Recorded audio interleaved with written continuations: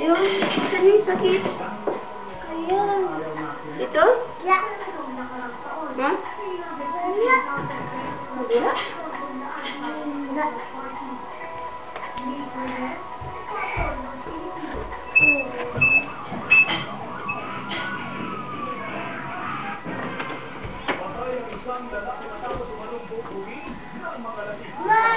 Wow.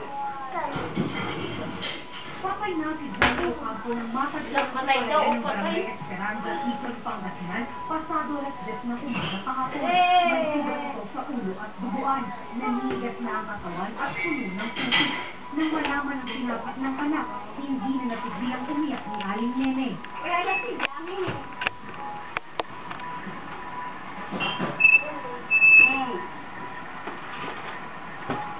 Kwento ni Aling Nene, linggo pa ng gabi umalis si Johnny. Hinintay daw niya umiyak ang anak.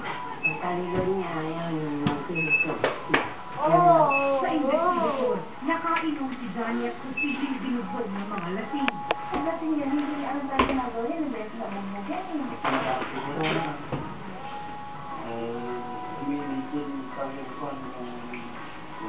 Kasalukuyang pinagahanap ang mga suspect.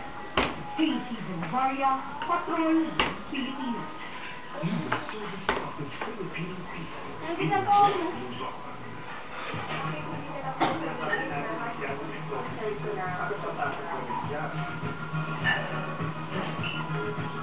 Uwi muna, kuya. Uwi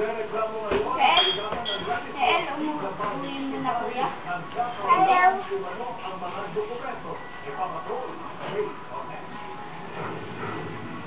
Nagtataanan ngayon ni Alden Arlene. Biglaan kasi silang napaalis sa kanilang tahanan noong Oktubre. Kaya magpapang ay balik sa kanila ang kanyang bahay. Kailangan niyang mapatunayan sa korte na binili nila ang bahay.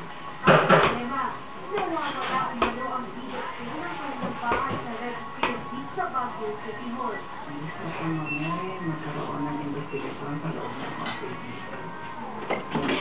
Para malaman na ang naman kung paano wala ang mga dokumento.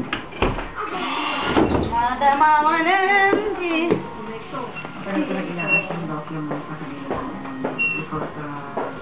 because asking original copy, so they cannot produce it. They keep on telling that document, sabi nila hindi na makita. Sa sertifikasyon ay binigay ng Deputy Registrar ng naturang tanggapan. Nakasaad dito na hindi nila mahanap ang mga dokumento ni Arlene. Pangako naman ang pinuno ng Registry of Deeds sa Baguio City. Pipilitin nilang hanapin ang mga nawawalang dokumento. Nakita ko lang yung document na to. Kasi nakita ko pa lang yung letter kanina.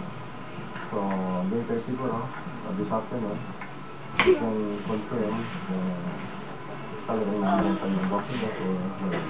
At kung sakaling mapatunayang nawawala nga ito, Support proceedings na lang pwedeng i-take up namin. pero suspetsa ni Arlene, may nangyayaring kagibalian sa loob ng ahensya kaya nawawala ang mga dokumento. Alamin natin yan, kung may mga taong involved dito, eh dapat maparusahan yan. At hindi ko pwedeng i-tolerate yan. Kasi kami, dapat ang public trust nasa amin eh. Pangako ng ahensya, aaksyonan nila ang reklamo ni Arlene ngayong araw. Mi Cornel, Patrol ng Pilipino. Mga pamilya, alam po ninyo yung kwento po ni Bay Cortez. Matagal na pong meron po mga nagrereklamo mga dokumento dahil, o di kayo mga nagrereklamo residente dahil nawawala po yung kanilang mga dokumento. Ang tanong ng taong bayan, nawawala o hinala. Naku po, kailangan pa kayo mag-usap party at ang inyong gagastusin ay maabot ng halos kalahating milyong piso. Ang tawag po dyan, kupal. Samantala, kung kayo po ay may reklamo, isyong nais matalakay, mag-post ng komento sa TV Patrol Northern Luzon po sa Sampayan Facebook account. O di kayo tumawag sa 443-6091 o 619-1206. Panata po namin na lahat ng inyong reklamo ay aming aaksyonan at ihahanapan ng solusyon. Ano naman ito, Juan? Hindi na po. Siguro isinulat ng isang guro tungkol sa Cordillera, kinulusa ang kwento abangan sa pagbabalik ng TV Patrol Northern Luzon.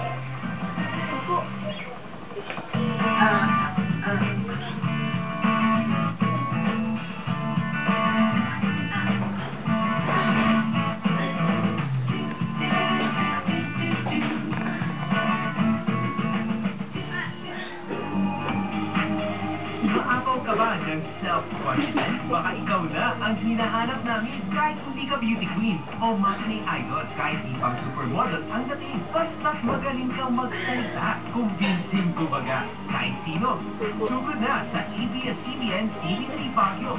At baka ikaw na ang susunod na pipilian, pahagaan at mahalin on TV. Ang ganda. Anong meron sa ating routine bago sa Thailand Express? Mabango at sexy naman tayo nauubusan ng ginagawa. Dahil yan sa ilagang tulis freshness sa taste care. Ito ang sikreto. Tapos na? Paulit-ulit na ma-inlove sa atin. At kahit super busy tayo maghapon ng naging newsness, mabango, fresh, at feeling sexy pa rin tayo. Sa halagang 5 pesos lang, abot kaya ang tulis freshness at sigurado ang tulis talaga. Yan ang tulis partner natin sa araw-araw. Pang super busy na tandem. PH Care Bath & Wash para sa tulis sexy freshness. Sana po ay sagot laban sa skin disease, ang #1 na tambalan laban sa skin disease. Katialis Ointment and Medicated Soap, ang proteksyon natin araw-araw sa skin disease. Kay Vita, kay Galing, at kay Sulit ng Katialis. Hintay ko pa yung bigyan ng korte, pare. Pero, di pa rin wala ng pag-asa. Kasi, may tiwala ako sa ustisya. Ganito rin tayo sa pag-ibig. Gagawin ang lahat sa ating pinaglalaban. Yan ang istorya na aabangan ko natin ng ABS-CBN News and Current Affairs. Pinoy True Story. Ito ang istorya kung saan sa bawat kwento ikaw ang bida. Magsisimula na ngayong December 3.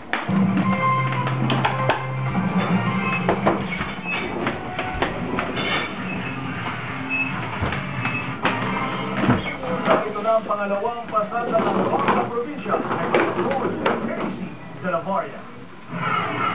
Kasabay sa pag-alala ng ika-100 araw ng pagkamatay ni Secretary Jessie Robredo, binuksan ng Jessie Robredo Movement ang isang exhibit sa JMR Coliseum. Dito tagpo ang iba't ibang memorabilia at litrato ng lumaong kalihim. Hindi nagtagumpay ang OCD at BSP Bicol Search and Rescue Team na matagpuan ng bangkay ni na Carlos Salen at Luis Saiton matapos ang ika-4 na araw na retrieval operation sa nagibang mining scope sa Barangay Palana, Paracale, Camarines Norte. Nakuha nila ang mga labi ni na Luis Saiton at Carlos Salen. Ipinatigil na ng alkalde ang pagmumula sa Barangay Palana. Huli ng PDEA Camarines Sur sina Nestor Bulao mula Barangay del Rosario, Naga at Edwin San Joaquin mula Barangay Santo Domingo, Milaor, Camarines Sur. Si Bulao ang ikasyam sa drug watch list ng PDEA. Nakumpiska sa mga suspect ang 55 gramo ng shabu na nagkakahalaga ng 25,000 pesos. Puno ang simbahan ng San Antonio de Padua Parish Church sa lungsod ng Iliga, Sabado ng gabi. Isang banal na misa ang ginawa na pinangunahan mismo ni Caseras Archbishop Rolando Tirona. Formal na pagtatalaga ng kasinang hermano at hermana mayor ng simbahan. Binasbasan din ang Resurrection Tower sa tabi ng simbahan. Nagkakahalaga ng 3.3 million pesos ang 3 palapag ng tore. Ito na ang pinakamataas at sinasabing pinakamaganda sa Bicol. Maliban sa tore, naging attraction sa gabi ang pagtatanghal ng performance ng choir at makukulay na fireworks. Casey de la Varia, Patrol, Philippines.